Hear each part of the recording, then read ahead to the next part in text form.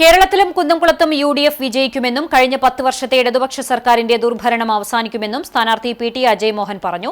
എരുമപ്പെട്ടി പഞ്ചായത്തിലെ ബൂത്തുകൾ സന്ദർശിച്ച് സംസാരിക്കുകയായിരുന്നു അദ്ദേഹം. ഇടതുപക്ഷത്തിനെതിരെ ജനം വിധിയെഴുതും. ശബരിമല കൊള്ളയും കരുവന്നൂർ അഴിമതിയുമെല്ലാം ജനങ്ങൾക്കിടയിൽ ചർച്ചയാണ്.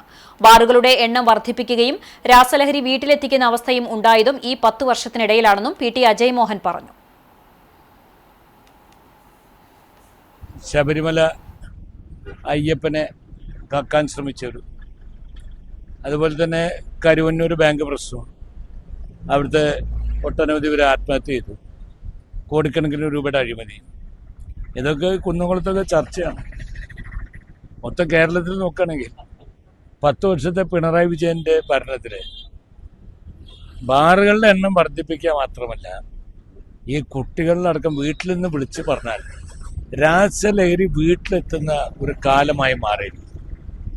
അപ്പൊ അമ്മമാരും ഉമ്മമാരും അമ്മച്ചിമാരും എല്ലാവരും ഒറ്റക്കെട്ടായി പറയുന്നു, ഈ ദുർഭരണം അവസാനിപ്പിക്കും, ഒരു ശാന്തിയും സമാധാനവും ഇവിടെ വേണം. അതിനാണ് ജനമൊക്കെ 65-66% ഇപ്പം തന്നെ പോളിംഗ് ആയി, 6 മണി വരെ ഉണ്ട്. ജനങ്ങൾ വളരെ താല്പര്യത്തിൽ വരും. കേരളത്തിലും കുന്നംകുളത്തും UDF വിജയിക്കും, ഒരു സംശയമില്ല. കഴിഞ്ഞ 10 വർഷത്തെ ഇടതുപക്ഷ ഗവൺമെന്റ് ദുർഭരണവും, പിന്നെ ഈ കുന്നംകുളത്ത് ആൾക്കാർക്കൊരു മടുപ്പ് വന്നിരിക്കും. ഇവിടെ വികസനത്തിന്റെ പേര് പറഞ്ഞ കാര്യമായ വികസനമൊന്നും ഇല്ലാത്ത, അങ്ങനെ പല കാര്യങ്ങളും ഇവിടെ ഇടതുപക്ഷത്തിനെതിരെ ജനം വിധി എഴുതുന്നതാണ് ഞങ്ങളുടെ പ്രതീക്ഷ.